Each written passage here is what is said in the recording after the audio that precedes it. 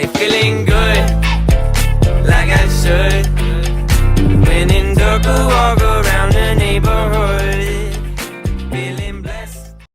Hello, 6th grade. Welcome back to our English class. Today is Tuesday, May 19th, and I'm super happy to have you join me once again.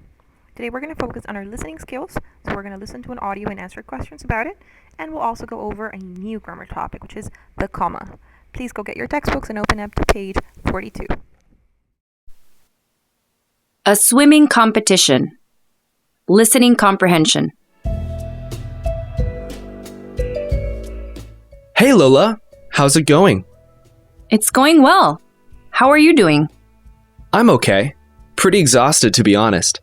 I have had swim practice every day this week at 5 a.m. and after school each day until 8 p.m.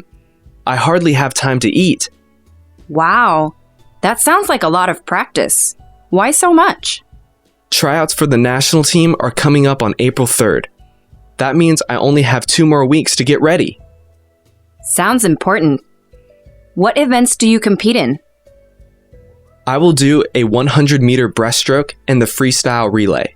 My relay team is Greg, Alan, Harrison, and me. We are doing great together. But I'm really struggling with the breaststroke. There's a guy named Andrew from California, and no matter what I do, I can't beat his time. Each time I get better, he gets better. I just can't catch a break. That's frustrating. Maybe if you just think about doing your personal best instead of trying to compete with him, it will help lower your stress. Is there just one spot on the team? No, there are 5 spots in each event, so I guess you're right. Maybe I can just try to beat last night's time and start from there instead of checking on Andrew's times every day. I hope it helps. I'm sure you're going to do great. You're the most dedicated worker I know. Thanks, Lola. I better get to practice. Have a good night. See you around, David. Okay, hopefully you were able to listen to the whole track and answer the questions. If you haven't, please pause the video, go ahead and answer, and then come and check your answers with me. Remember how important it is for you to practice your comprehension and listening skills. So, the first part, you're supposed to fill in the chart with the greetings and goodbyes that David and Lola said. David's greeting was, "How's it going?" And Lola's greeting was, "How are you doing?" David's goodbye was, "Have a good night." And Lola's goodbye was, "See you around, David."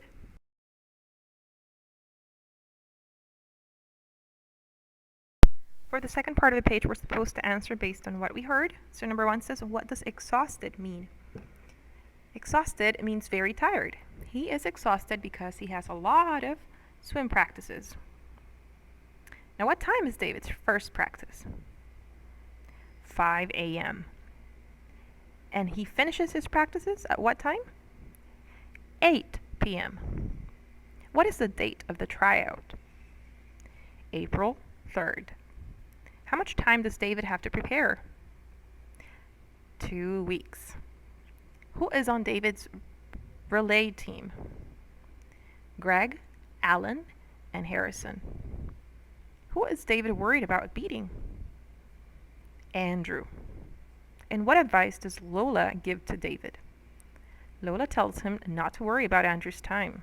Instead, he should just focus on trying to improve his own time. So I'll leave all the answers here for you. Please check all of your own answers. Make sure that you are capitalizing correctly and spelling everything correctly. If you're done with that, let's move on. For our second activity today, we'll talk about commas, how we combine them with conjunctions to separate independent clauses. Remember, independent clauses are the ones that have both a subject and a verb. If they don't have both, then they're just called dependent clauses. What are conjunctions? Conjunctions are words we use to connect, and there are several of them, but you can remember them by writing fanboys. For, and, nor, but, or, yet, and so. Fanboys. Easier to remember them, right? So we use conjunctions with the comma to be able to separate clauses. Now we have subordinates. Subordinates are super important because they're the ones that are in charge of separating the clauses, both the dependent and independent clauses. And they're the ones that make clear what is being prioritized or more important in a sentence. Some of the most common subordinates are although, because, before, however, unless, and even though. Now, although subordinates are super capable of separating clauses on their own, sometimes they need a little extra help. That's why we use commas. Let's turn to page 87 so we can look at more examples on how to use commas. We already know we use them when we want to separate two independent clauses, like on the first example, the Olympics started in Greece, comma, but now they're held around the world. If you separated those two clauses and took away the conjunction but, you would still have two independent sentences. Sentence number 2, athletes are well trained and are elite in their field, does not require a comma because after the conjunction and, you do not have a complete sentence. We also use commas to separate 3 or more words, phrases, clauses, or items in a series. For example, I studied Socrates, Plato, and Aristotle in my philosophy class. Another use we can give to the commas is to separate 2 or more adjectives to describe the same noun, like in the example here, the strong competitive athlete was intimidating to others. Let's try to solve the bottom part on page 87 together. We're supposed to add commas where they are needed and circle them. Number 1, Hermes was considered a trickster, and he was the messenger of the gods. I would say we need a comma right before and. Olympic athletes are trained in strength, discipline, and in endurance. So, Olympic athletes are trained in strength, comma, discipline, comma, and endurance, because you're listing several things. Number 3, Aphrodite was a goddess of love, comma, that she fought in the Trojan War. Number 4, the wise, generous goddess is quite well known. We have 2 adjectives there, so I would say the wise, comma, generous goddess is quite well known. 5, Hera was the queen of the Olympian gods, so there is a statue of her in Olympus. I would say we need a comma right before so. Number 6, Poseidon was very powerful, comma, yet he was defeated by Athena. And number 7, Chimera, Hydra, and Cerberus are mythological beasts of ancient Greece. So Chimera, comma, Hydra, comma, and Cerberus are mythological beasts of ancient Greece.